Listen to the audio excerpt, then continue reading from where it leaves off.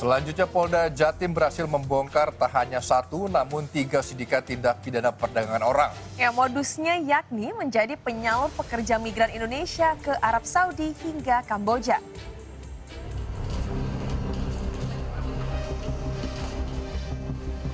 Selasa siang, Polda Jawa Timur merilis 3 kasus penyalur pekerja migran Indonesia ilegal serta tindak pidana perdagangan orang atau TPPO. 3 sindikat berhasil diungkap. Di antaranya 2 kasus penyaluran pekerja migran Indonesia ilegal tanpa dilengkapi dokumen resmi ke Arab Saudi. 4 orang ditetapkan sebagai tersangka. Hasil pemeriksaan, tersangka MK, SA, HWT, serta MYS telah memberangkatkan 166 orang secara ilegal. Sementara 1 kasus lainnya diungkap Satgas Tindak Pidana Perdagangan Orang Polda Jawa Timur. Perempuan berinisial APP ditetapkan sebagai tersangka. Ia mendapatkan keuntungan 3 hingga 5 juta rupiah untuk 1 pekerja yang ia kirim. APP mengirim para korban untuk direkrut sebagai pelaku penipuan di Kamboja. Jadi saya pertegas bahwa memang modus operandi ada 2, ada yang memang melanggar berkaitan moratorium yang diberangkatkan di kawasan Timur Tengah, itu mereka rata-rata dapat uang dari agen.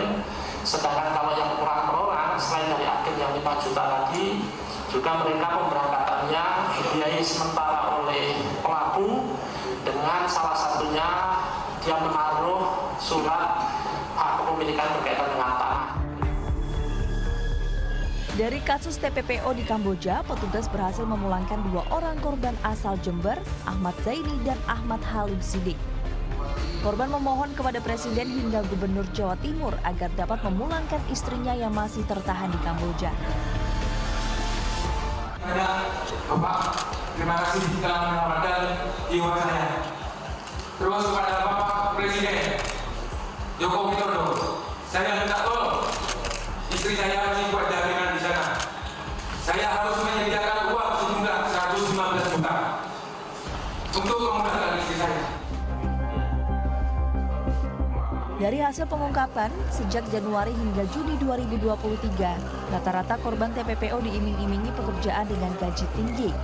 Sementara akibat perbuatannya, para pelaku terancam hukuman maksimal 15 tahun penjara. Yuda Wardana melaporkan untuk NET.